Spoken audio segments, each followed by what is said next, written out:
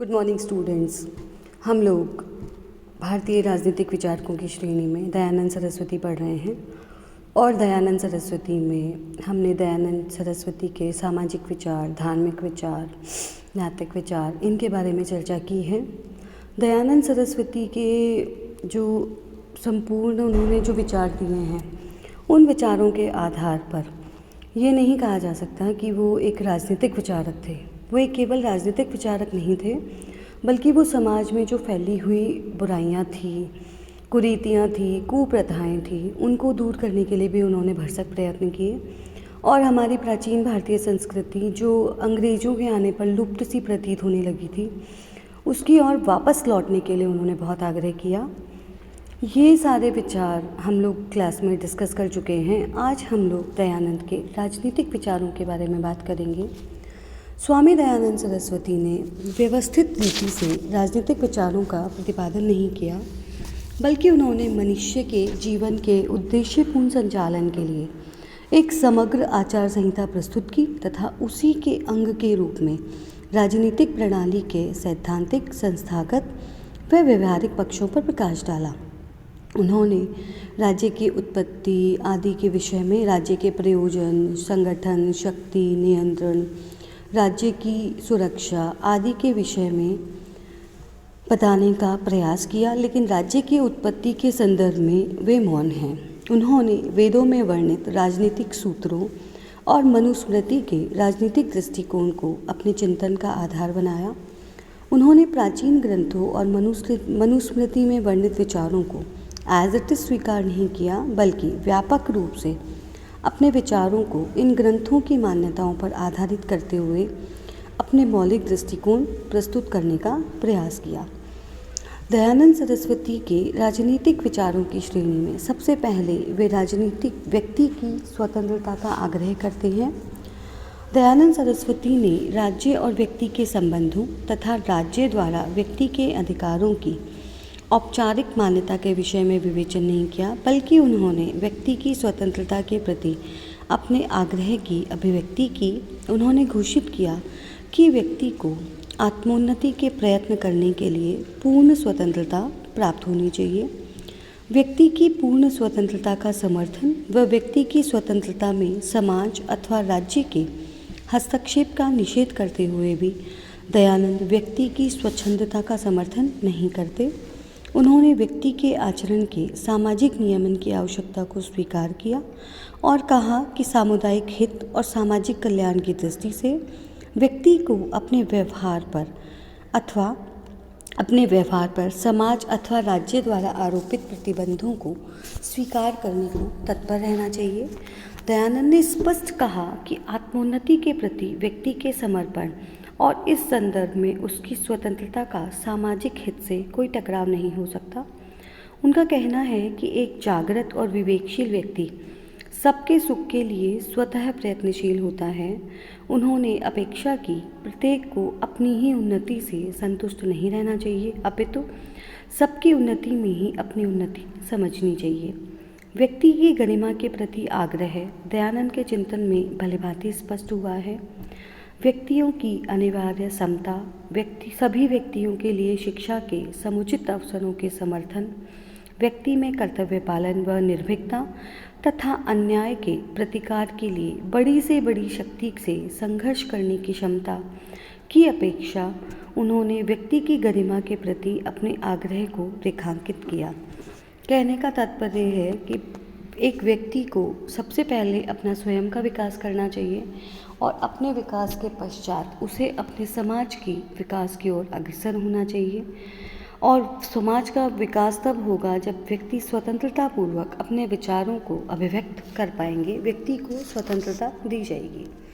दयानंद सरस्वती ने राज्य के लोक कल्याणकारी स्वरूप का प्रतिपादन करते हुए कहा कि राज्य एक उद्देश्यपूर्ण संस्था होती है जो व्यक्ति के नैतिक, भौतिक एवं आध्यात्मिक कल्याण को सुनिश्चित करने के लिए अति आवश्यक है। मनु, कौटिल्य आदि प्राचीन विचारकों ने अप्राप्त की प्राप्ति, प्राप्त के संरक्षण, संरक्षण के संवर्धन और संवर्धित के पात्रता के अनुरूप समुदाय में न्याय सम्मत वितरण को दयानंद राज्य के मूल प्रयोजन के रूप में परिभाषित करते हैं। उन्होंने राज्य के अनिवार्य कार्यों में पिता के सदृश प्रजा का पालन, शिक्षा की समुचित व्यवस्था के माध्यम से प्रजा का बौद्धिक विकास, कृषि, वाणिज्य आदि की उन्नति के माध्यम से प्रजा की आर्थिक समृद्धि, आंतरिक और बाह्य संकटों से प्रजा की रक्षा तथा प्रजा के आचरण में धर्म को सुनिश्चित करने के माध्यम से उसके नैतिक कल्याण को सम्मिलित किया है। दयानंद ने स्पष्ट किया है कि शासक प्रजा के कल्याण और उसकी सुरक्षा के प्रति अपने दायित्वों के प्रति समर्पित रहकर ही प्रजा की स्वाभाविक आज्ञाकारिता तथा शासन की प्रभावशीलता के प्रति आश्वस्त हो सकता है। दयानंद ने वैदिक मंत्रों को उद्धृत करते हुए राज्य के सावयव स्वरूप का चित्रण किया है।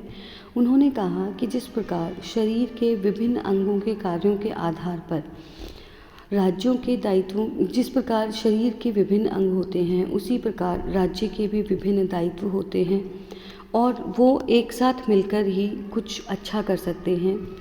जिस प्रकार पुरुष की अपने अंगों के प्रति प्रीति होती है और उनके परिपालन में श्रद्धा होती है, उसी प्रकार राजा व प्रजा के कल्याण के लिए अपनी समस्त बुद्धि व क्षमताओं का उपयोग करना चाहिए। इस प्रकार दयानंद सरस्वती राज्य के लोक कल्याणकारी स्वरूप और राज्य के सावयव स्वरूप की बात करते हैं और ये कहते हैं कि राज्य का स्वरूप लोक कल्याणकारी होना चाहिए और व्यक्ति के जीवन से जुड़े हुए जितने भी कार्य हैं उन समस्त कार्यों को राज्य के द्वारा संपन्न किया जाना चाहिए। राजा के दैवत्व का निषेध तथा राजकीय शक्ति के संस्थागत स्वरूप पर बल देते हुए दयानंद ने शासक की दिव्यता के विचार का पूरी तरह उन्मूलन किया या उसको नहीं माना। उन्होंने कहा कि शासन करने की शक्ति केवल ईश्वर में निहित है, अतः कोई भी मनुष्य व्यक्तियों का स्वामी या राजा होने का दावा नहीं कर सकता। उन्होंने यजुर्वेद के मंत्र वयम प्रजापते प्रजा अभूम को एक्सप्लेन करते हुए बताया है कि सारे संसार का राजा परमेश्वर ही है। अतः समस्त व्यक्तियों को निश्चित रूप से यह मानना चाहिए कि वे परमेश्वर की प्रजा है और वही एकमात्र उनका राजा है। इस प्रकार स्वामी दयानंद सरस्वती ने राजकीय शक्ति किसी एक राजा या शिक्षक में निहित किए जाने का प्रबल विरोध किया है। उन्होंने कहा राजकीय शक्ति का स्वरूप संस्थागत होना चाहिए। किसी एक मनुष्य को कभी भी राजा नहीं माना जा सकता। राजनीतिक शक्ति 3 प्रकार की सभाओं राजसभा, विद्यासभा तथा धर्मसभा में निहित होती है। इन तीनों सभाओं की परिकल्पना दयानंद ने शासन के 3 निकायों कार्यपालिका, व्यवस्थापिका व न्यायपालिका के रूप में की। उन्होंने कहा कि शासन के इन तीनों अंगों में राजकीय शक्ति सम्मिलित रूप से निहित होती है, अतः समस्त राजकीय कार्य इन संस्थाओं की सम्मति से ही संपन्न किए जाने चाहिए। शासन के कार्यों में प्रजा की सहमति को दयानंद ने अति महत्वपूर्ण माना। उन्होंने वंशानुगत राजतंत्र का निषेध किया और स्पष्ट शब्दों में घोषित किया कि उत्तम नैतिक गुणों से युक्त प्रजापालन के प्रति प्रतिबद्ध तथा राजकीय कार्यों के निर्वाह में सक्षम व्यक्ति प्रजा की सम्मति से ही शासक के रूप में नियुक्त किया जा सकता है। दयानंद ने शासक के लिए राजा शब्द के अतिरिक्त सभाध्यक्ष शब्द का प्रयोग किया है और प्रजा से अपेक्षा की है कि वह मर्यादा युक्त, उत्तम शील और गुणों से संपन्न, शौर्यवान, प्रजा के हितों के प्रति समर्पित तथा समस्त प्रकार से सुयोग्य व्यक्ति को ही सभापति या राजा के रूप में निर्वाचित करे। शासकीय कार्यों में जनता की सम्मति को निरंतर सुनिश्चित किए जाने पर बल देते हुए दयानंद सरस्वती कहते हैं कि वह प्रजा की भौतिक समृद्धि, बौद्धिक उन्नति, सुरक्षा आदि के प्रति निरंतर समर्पित रहते हुए राज्य की जनता के प्रति समर्पित रहकर कार्य करेगा। किसी एक राजा में शासन की समस्त शक्तियाँ निहित नहीं की जानी चाहिए। उन्होंने कहा कि यदि शासक में समस्त शक्तियाँ निहित कर दी जाएगी तो वह निरंकुश होकर प्रजा के हितों की उपेक्षा, प्रजा के अधिकारों के अतिक्रमण, दंड शक्ति का दुरुपयोग और स्वार्थवृत्ति आदि में लिप्त हो जाएगा। इस प्रकार दयानंद ने राज्यसभा, विद्यासभा तथा धर्मसभा के रूप में कार्यपालिका, व्यवस्थापिका तथा न्यायपालिका के मध्य शक्तियों के पृथक्करण के सिद्धांत का प्रतिपादन किया। उन्होंने अपेक्षा की कि सभापति के रूप में शासक विधायी, कार्यपालिका संबंधी एवं न्यायिक कार्यों में समन्वय स्थापित करे और शासन के मतलब जो निरंकुशता है उसको दूर करने के लिए उन्होंने अवरोध और संतुलन के सिद्धांत का प्रतिपादन किया। वे कहते हैं कि सभापति या राजा को सभाओं के अधीन, तीनों सभाओं को अपने कार्यों के सुचारू निष्पादन में सभापति के रूप में राजा का अधीन और सभापति और सभाओं को प्रजा के अधीन रहना चाहिए। इस प्रकार वे निरंकुशता का प्रतिकार करते हैं और अवरोध और संतुलन की ऐसी व्यवस्था स्थापित करते हैं जिसमें शासन के निकाय एक दूसरे के द्वारा शक्तियों के प्रयोग को संतुलित और मर्यादित करते रहें तथा अंतिम रूप से शासन के सभी अंगों पर प्रजा का जागरूक नियंत्रण बनाए रहे। इस प्रकार स्वामी दयानंद सरस्वती राजा के दैवत्व का निषेध करते हैं और राजकीय शक्ति के संस्थागत स्वरूप पर बल देते हुए कहते हैं कि शासन करने की जो शक्ति है वो किसी एक व्यक्ति में निहित नहीं होनी चाहिए। अगर वो किसी एक व्यक्ति में निहित हो जाएगी तो वह निरंकुश हो जाएगा, प्रजा पालन के कार्य नहीं करेगा। तो ऐसी स्थिति में उस पर अंकुश लगाने के लिए, उसे नियंत्रित बनाए रखने के लिए यह ज़रूरी है कि शासन की शक्ति 3 सभाओं में विभाजित हो और 3 सभाएं मिलकर शासन के कार्यों को संपन्न करें। इस प्रकार दयानंद सरस्वती के जो विचार हैं, राजनीतिक विचार, वे लोकतंत्र के समीप जान पड़ते हैं। विधि के शासन की बात करते हुए दयानंद सरस्वती कहते हैं कि शासन का आधार केवल शक्ति को नहीं बनाया जा सकता। उनके अनुसार धर्म और विधि बल के आधार पर ही शासकीय शक्ति का प्रयोग किया जा सकता है। वे स्पष्ट करते हुए कहते हैं कि शासन केवल भौतिक बल के आधार पर ही अपने आदेशों की प्रभावशीलता को सुनिश्चित नहीं कर सकता। उन्होंने कहा कि भौतिक शक्ति, प्रबुद्ध विवेक पर आधारित विधि तथा न्याय तीनों मिलकर ही राज्य की संप्रभु शक्ति को व्यक्त करते हैं। दयानंद ने स्पष्ट किया है कि शासक और प्रजा दोनों को ही विधि के सर्वोच्च सिद्धांतों के अधीन रहना चाहिए। धर्म को राजकीय शक्ति के प्रयोग का मापदंड मानते हुए उन्होंने प्रतिपादित किया कि राजकीय शक्ति के मूल में धर्म का नैतिक बल और भौतिक शक्ति का संयोग होना चाहिए। इस प्रकार वे दयानंद सरस्वती का कहना है कि जो शासकीय शक्ति है वो केवल मतलब शासन करने का जो आधार है वो केवल शक्ति नहीं होना चाहिए, बल्कि विधि उसका आधार होना चाहिए और विधि के अनुसार ही किसी भी शासक को शासन कार्यों का संचालन करना चाहिए। इसके साथ ही वे प्रशासन की विकेंद्रीकृत व्यवस्था के बारे में बात करते हैं। दयानंद सरस्वती ने शासन के संगठन को विकेंद्रित किए जाने पर बल दिया और उन्होंने प्रतिपादित किया कि शासन की प्राथमिक इकाई ग्राम को माना जाना चाहिए।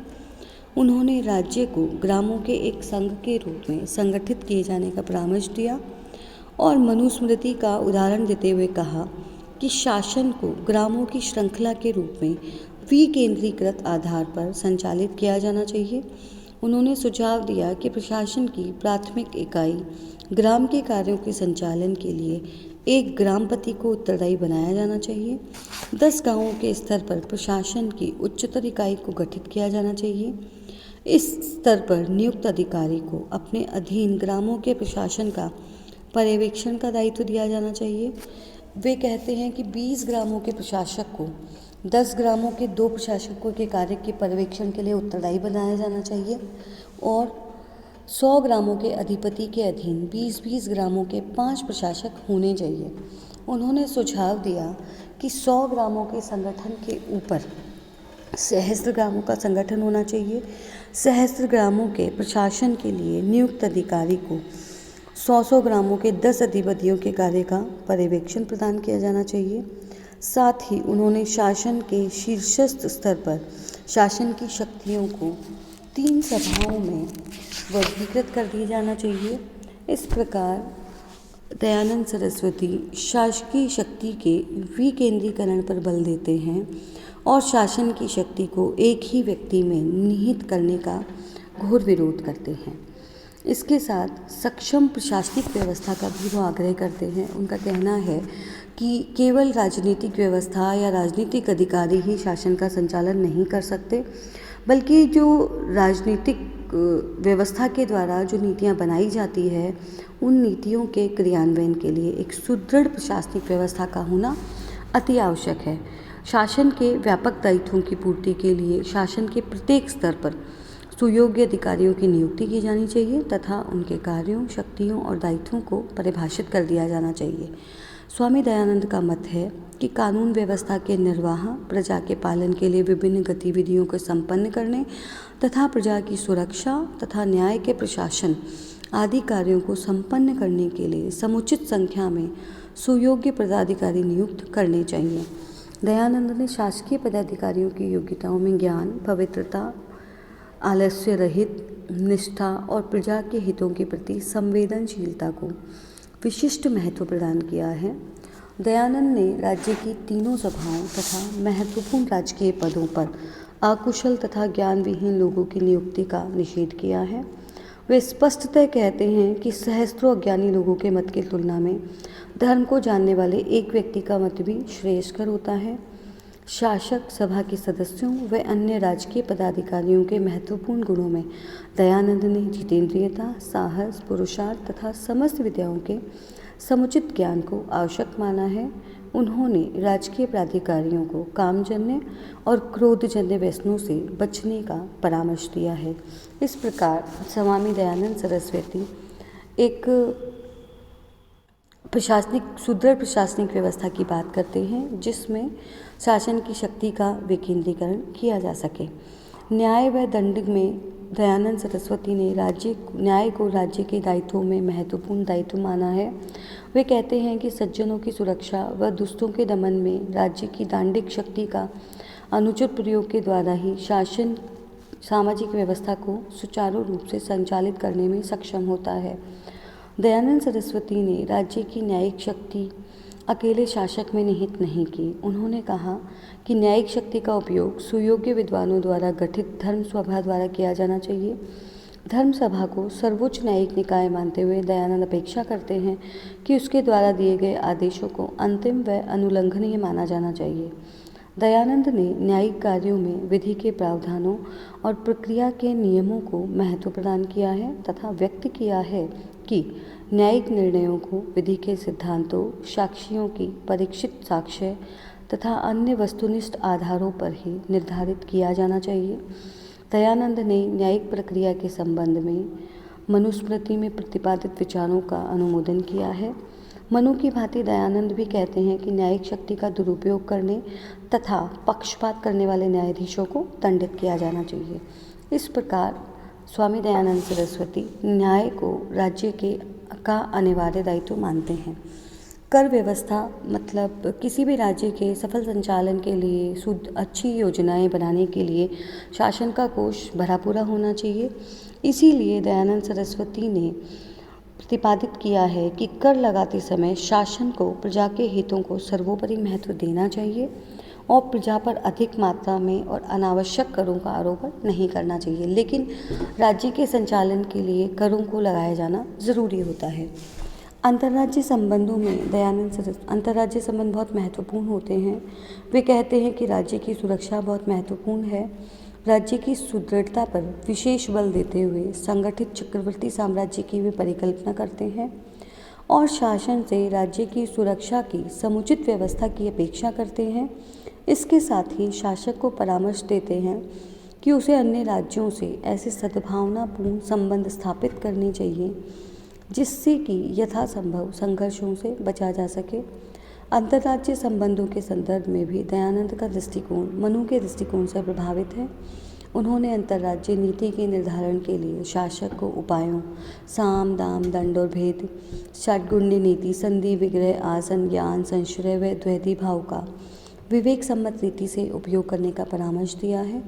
वे शासन से अपेक्षा करते हैं कि वह सुदृढ़ दूत और गुप्तचर व्यवस्था का संगठन करे ताकि उसे राज्यों की गतिविधियों का निरंतर ज्ञान होता रहे तथा प्राप्त सूचनाओं के अनुरूप वह अपनी नीतियों को अधिक व्यवहारिक, कार्यसाधक व तर्कसंगत बना सके।